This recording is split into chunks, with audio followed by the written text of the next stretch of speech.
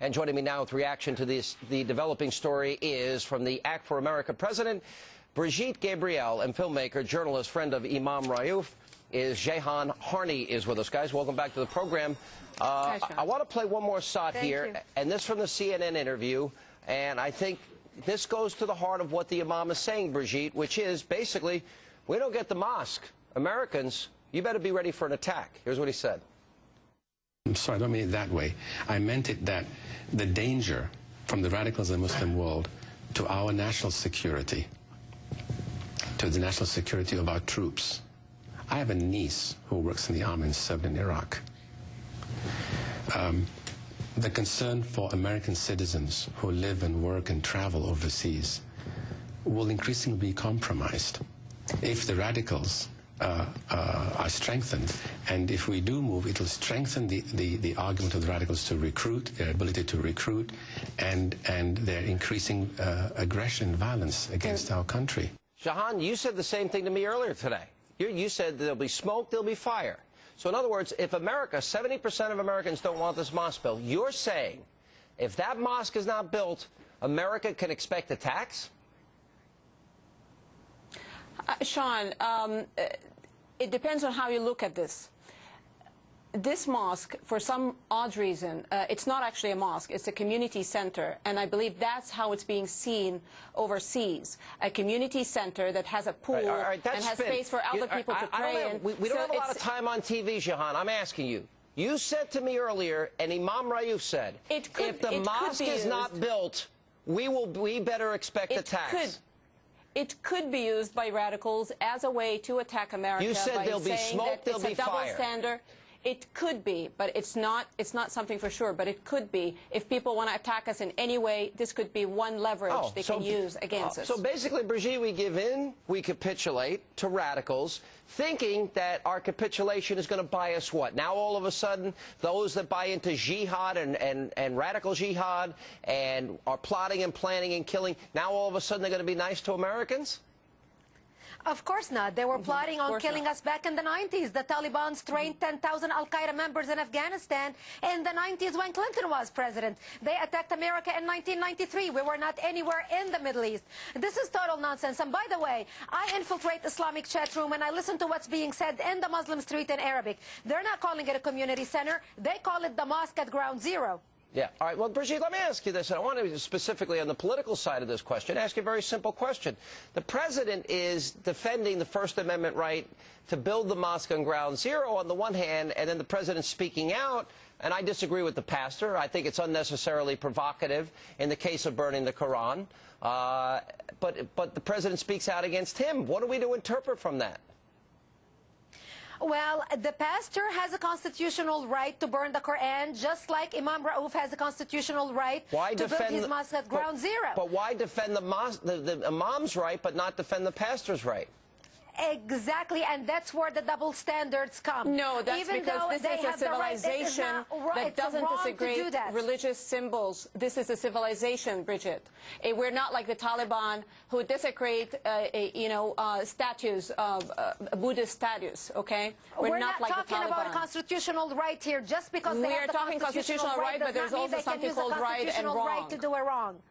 Exactly, and it is wrong. All right, well, let me ask you this, Jahan, because I think this is an important component to all of this.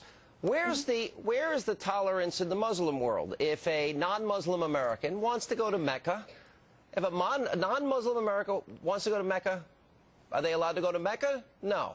So the question is, why aren't the very same people that are demanding that America allow the building of this mosque at this site where 3,000 Americans were killed by radical jihadists, why aren't the same people demanding that non-Muslim Americans get to go to Mecca and Medina?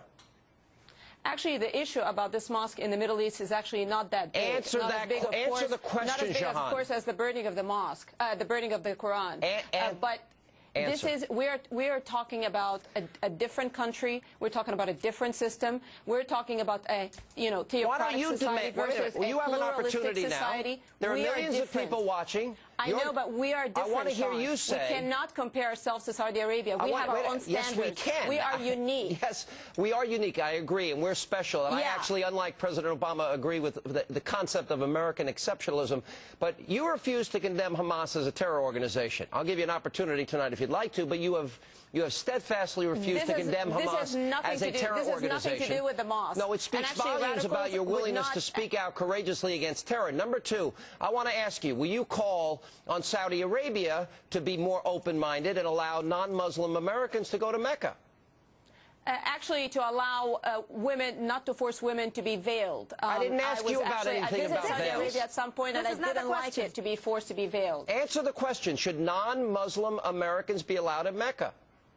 This is something that's completely up to Saudi Arabia. Oh, this is a different country. This is a different system. Give me I'm American, and I'm talking about America here. Thing. You need to explain to people why Americans and non-Muslims are not allowed to go to Mecca. We should set the model for other worlds to follow us. That's right, and you and Imam Raouf need to set the model by going to Saudi Arabia and build a community center in Saudi Arabia. The issue actually of this Islamic center is making a synagogue with a rabbi and a pastor. We do not need to be preached about tolerance in the United States. We are tolerant. We have 2,000 mosques in the United States, 100 mosques in New York. Yeah, but you why have there been attempts to the Middle East and build your community center in the Middle East where they need to be taught about tolerance?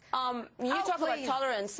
A bomb exploding in a mosque in Jacksonville, Florida in May, that's tolerance where 60 people are inside? Excuse me? A New York cabbie gets stabbed in New York. Whoa, stop right there. Hamas just took credit for killing 4 innocent people and promised more killings. Why are we talking about the Middle East when we're talking about America? If you look at hate crimes in America, why are we talking about the intolerance of the Middle East when we're talking now about America? Jahan, the FBI points out that 66% of hate crimes are committed against Jewish Americans.